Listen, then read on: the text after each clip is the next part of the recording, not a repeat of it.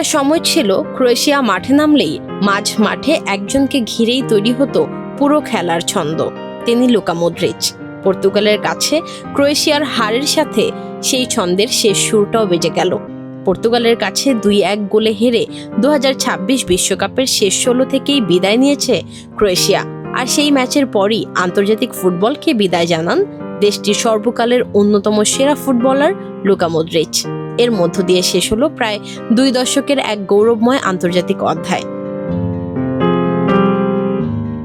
জাতীয় দলের জার্সিতে মদ্রিচ খেলেছেন 201টি ম্যাচ, করেছেন 29টি গোল। কিন্তু তার পরিচয় শুধু সংখ্যায় সীমাবদ্ধ নয়। তিনি ছিলেন ক্রোয়েশিয়ার হৃদস্পন্দন। ম্যাচের গতি নিয়ন্ত্রণ, নিখুঁত পাস, অসাধারণ দৃষ্টিভঙ্গি আর নেতৃত্ব, সব মিলিয়ে তিনি ছিলেন এমন একজন ফুটবলার যাকে বদলি করা প্রায় অসম্ভব।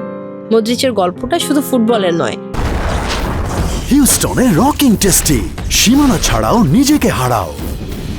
যুদ্ধবিধ্বস্ত শৈশব পেরিয়ে শরণার্থী জীবনের কষ্ট জয় করে বিশ্বের সেরা ফুটবলারদের কাতারে উঠে আসার গল্পও এটি।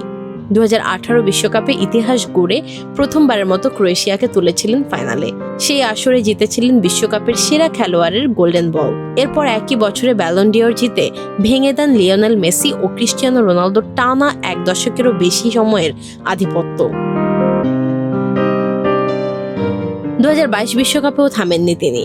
আবারও নেতৃত্ব দিয়ে ক্রোয়েশিয়াকে পৌঁছে দেন সেমিফাইনালে। ক্লাব ফুটবলেও তার অর্জনের তালিকা ঈর্ষণীয়। টটেনহ্যাম থেকে রিয়াল মাদ্রিদে যোগ দিয়েছেন তিনি।